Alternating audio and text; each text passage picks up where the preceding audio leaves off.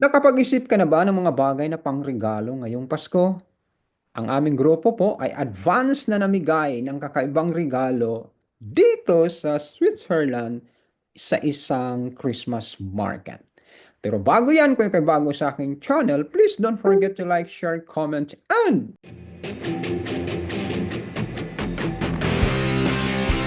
subscribe para updated ka sa mga upcoming videos natin.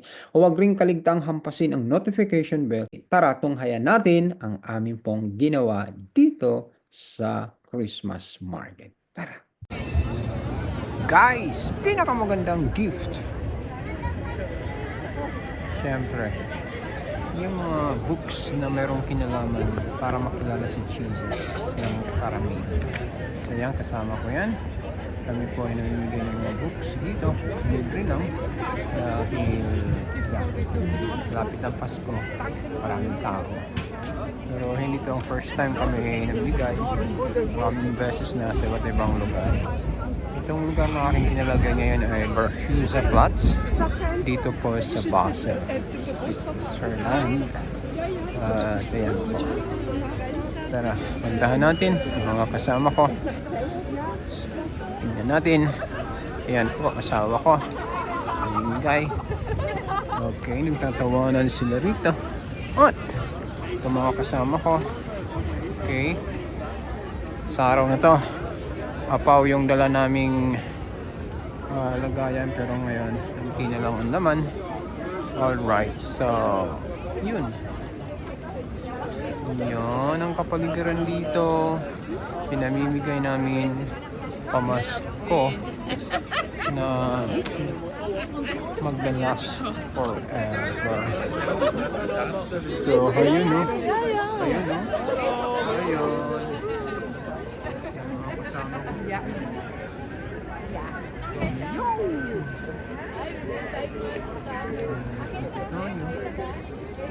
Ito.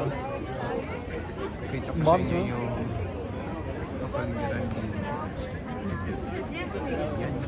Moet in ieder geval hier weer omhoog. Ja, maar kijk nou nou even op de telefoon.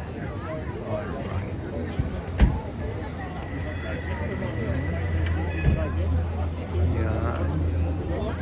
Itong lugar na to sa Berchtesgadenplatz, kalimitan makita nyo dito ay sentro ng town at mga restaurants yan sa bandang likod naman yan. Hanggang doon sa likod niyan restaurants, at dito naman yung lugar kung saan ay maraming iba't ibang stores para po in preparation sa Christmas. Iba't ibang stores ang nariyan sa loob. Ayan po. Alright.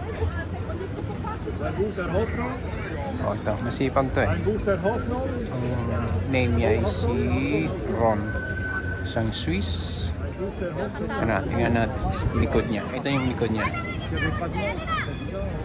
Ein Geschenk. Ein Geschenk was das? Jesus. Jesus is Lord. Yo. Very. Jesus is Lord. Yes. Amen. Okay. Thank you. And at the back, still. Ein Yo. Buch der Hoffnung. Gratis. Gratis. Alright. Ein Buch der Hoffnung. Okay. So, madilim na dito banda eh. Ayun ko na makita yung mga books namin. Hello. Hindi na makita yung mga libro. Yan. So, okay. So, yun. Ito na.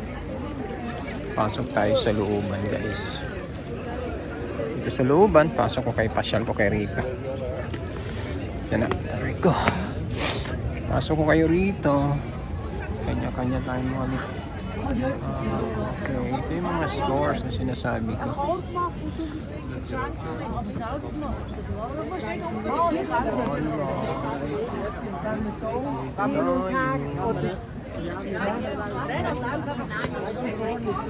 Dat is nog even.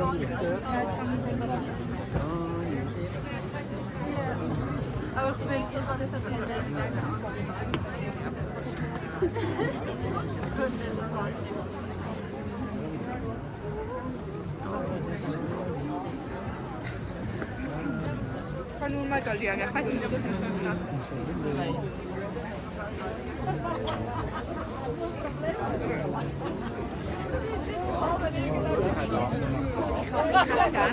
Creamy fruit. Burrito, burrito. Okay.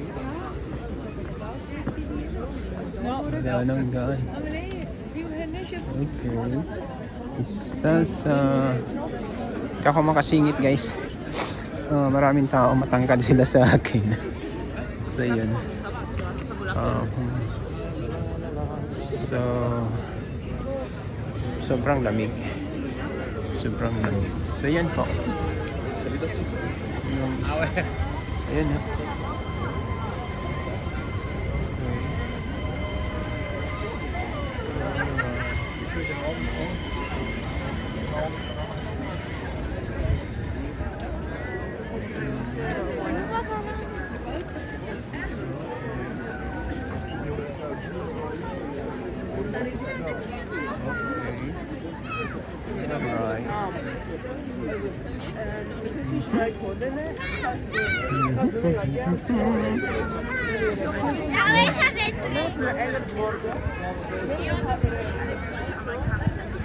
Ein Buch der Hoffnung, meine Damen und Herren. Dilim na. Liebe für euch.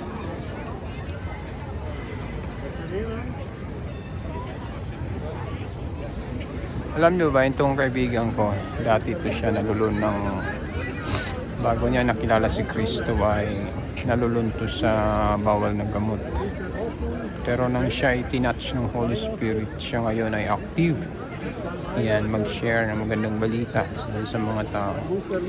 Meron pa kami ibang ministry na ginagawa doon sa mga meron mga bisyong katulad sa kanya. Namimigay din kami ng sandwiches, bottled water. Pero sa ibang gawain namin ay katulad din sa inyo. Kung saan maraming tao, kami doon ay nagpupuntahan. So yan. So balik tayo. Yan no. Yo. Das kann man nie genug bekommen. Alright. Yun no. Ang gandang lugar na to. Sentro. Okay. Ito pa.